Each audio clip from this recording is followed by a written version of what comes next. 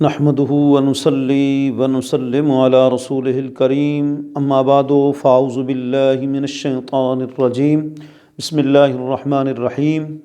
دنیا بھر میں ہمارے چینل کو دیکھنے اور سننے والے حضرات، ہماری سدا یہی کوشش رہی ہے کہ آپ سب تک اصلاحی پیغام اور ادب والا پیغام پہنچائیں۔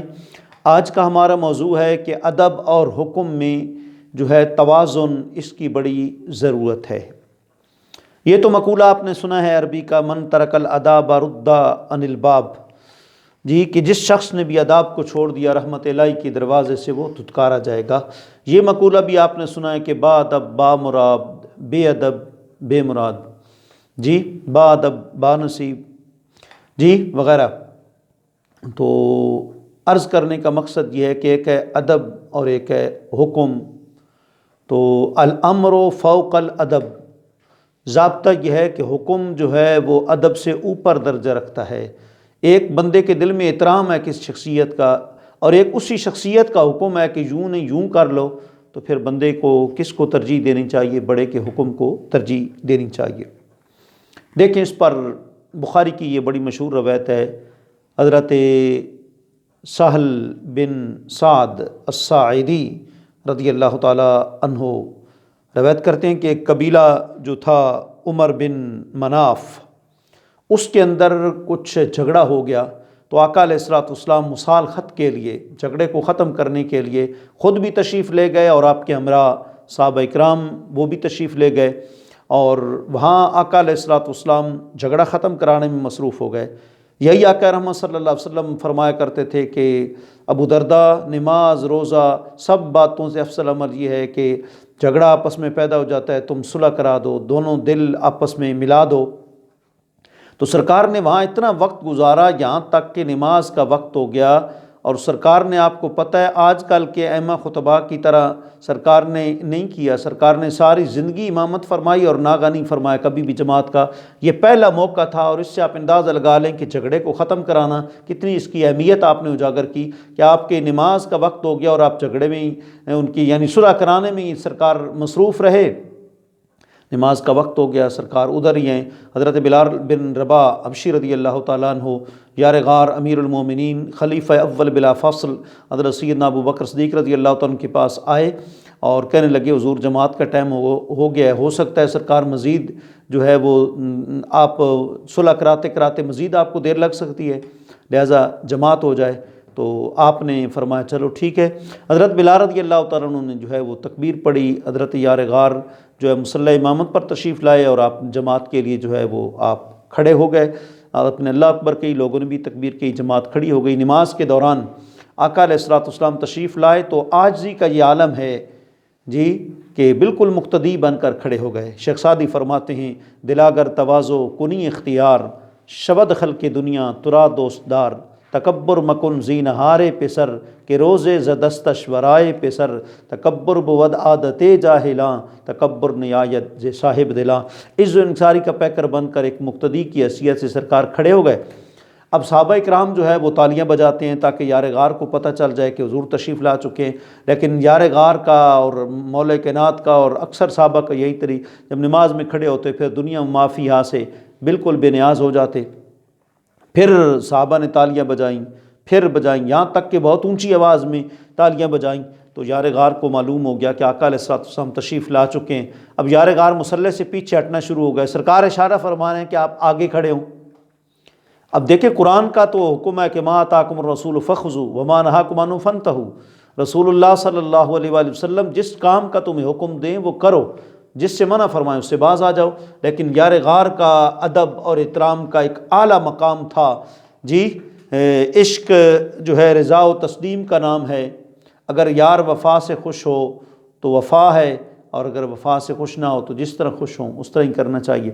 تو بہرحال عقل کے اور دنیا کے اصول تو یہی ہیں، لیکن یار غار پیچھے ہو گئے، اور آقا علیہ الصلوۃ والسلام مصلی امامت پر تشریف لائے، بقیہ نماز آپ نے امامت فرمائی، اور نماز کے بعد فرمایا یہ کیا نماز کے دوران اگر کوئی معاملہ ہو جائے تو تم تالیاں بجانا شروع کر دیتے ہو؟ فرمایا تالیاں نہ بجایا کرو، تم سبحان اللہ الحمدللہ یہ کلمات کہا کرو۔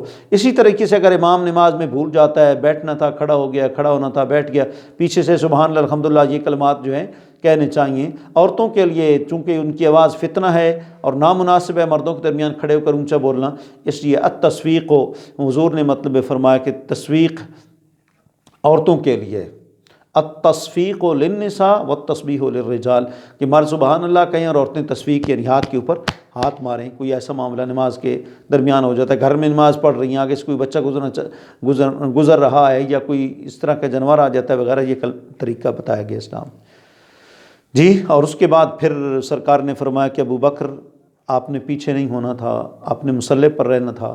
حضرت ابو بکر صدیق رضی اللہ عنہ کا عشق دیکھیں، عرض کی یا رسول اللہ صلی اللہ علیہ وسلم آپ کے ہوتے ہوئے ابو قحافہ کے بیٹے کی کیا مجال ہے کہ وہ مصلی امامت پر رہے؟ تو یہ ہے ادب کا تقاضا۔ دیکھیں یہ ادب بڑوں کا، دیکھیں ایک مغلیہ دور کا بادشاہ جب دنیا سے چلا گیا نا، تو اب اس کی خلافت اور جانشینی کا مسئلہ تھا کہ کون بنے گا۔ دو اس کے بیٹے تھے جی، ایک عالمگیر اور دوسرا دارالشکوہ۔ تو ایک بزرگوں کے پاس گئے کہ ان سے دعا کرائیں تاکہ یہ مسئلہ جو ہے وہ خوش اسلوبی کے ساتھ حل ہو جائے، طے ہو جائے۔ تو بزرگوں کے پاس گئے، وہ تخت کے اوپر بیٹھے ہوئے تھے بزرگ، انہوں نے جو ہے وہ بلایا دارالشکوہ کو پہلے کہ ادھر آ جاؤ، میرے ساتھ بیٹھ جاؤ بیٹا۔ انہوں نے کہا حضور نہیں، میں کیسے بیٹھ سکتا ہوں آپ کے ساتھ تخت پر، حالانکہ بیٹھ جانا چاہیے، بزرگوں کا الامر فوق الادب ہے، امر کی حیثیت زیادہ ہے، لیکن وہ نہ بیٹھے اور پھر جو کچھ انہوں نے نصیحتیں کرنی تھی بزرگوں نے انہوں نے نصیحتیں کی اور وہ چلے گئے۔ اور اس کے بعد پھر دوسرا بیٹا جو ہے عالمگیر آیا اور اس کو جو انہوں نے بلایا کہ بیٹا ادھر آ جاؤ تخت پہ میرے ساتھ بیٹھو، تو فوراً عالمگیر جو ہے فوراً بزرگوں کے ساتھ تخت پر بیٹھ گیا، انہوں نے نصیحتیں کی اور اس کے بعد پھر لوگوں سے فرمایا کہ دیکھو خود انہوں نے تخت جانشینی کا فیصلہ خود کر دیا ہے کہ اس کو میں نے دارالشکوہ کو بلایا وہ نہیں آئے اور عالمگیر کو بلایا میرے حکم کی، انہوں نے فوراً تعمیل کی اور آ کے بیٹھ کے، لہٰذا انہوں نے خود ہی فیصلہ کر دیا کہ جانشین دارالشکوہ نہیں ہے عالمگیر ہے جی۔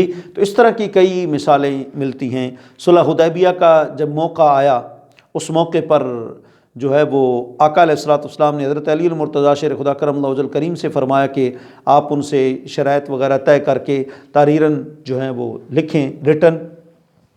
تو حضرت مولا کائنات باب مدینۃ العلم حضرت علی المرتضیٰ شیر خدا کرم اللہ وجہ الکریم نے آغاز کیا، آپ نے لکھا بسم اللہ الرحمن الرحیم۔ تو مشرکین نے وہاں سے کہا کہ جو ہے بات وہ ہونی چاہیے جس پر دو طرفہ اتفاق ہو، ہم تو بسم اللہ الرحمن الرحیم نہیں لکھتے، بسمک اللہم لکھتے ہیں، زمانہ جاہلیت میں اسی طرح ہی تھا، بسمک اللہم جو ہے وہ لکھتے تھے۔ حضور نے فرمایا کہ علی کوئی بات نہیں، مٹا دو، ایک ہی بات ہے، وہ بھی اللہ کا نام ہے، بسم اللہ الرحمن الرحیم، بسمک اللہم بھی اللہ کا نام ہے۔ مولا کائنات نے حضور کی بات مان لی۔ پھر اس کے بعد آگے مزید شرائط طے ہوئیں، تو پھر مولا کائنات نے کہا کہ یہ شرائط محمد الرسول اللہ صلی اللہ علیہ وسلم اور سرداران قریش کے درمیان طے ہوئی ہیں۔ اس پر پھر وہ جو ہے وہ آگ بگولا ہو گیا، انہوں نے کہا جی آگے محمد بن عبداللہ لکھو، اگر ہم ان کو اللہ کا رسول مانتے تو پھر تو ہمارا جھگڑا ہی کوئی نہیں تھا۔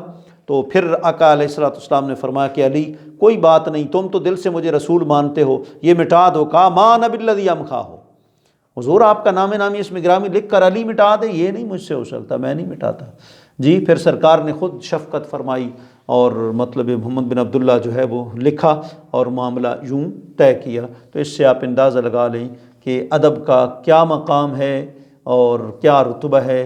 اللہ کریم صحابہ کرام کی درجات بلند فرمائے اور ہمیں با ادب زندگی گزارنا نصیب فرمائے۔ وآخر دعوانا الحمدللہ رب العالمین۔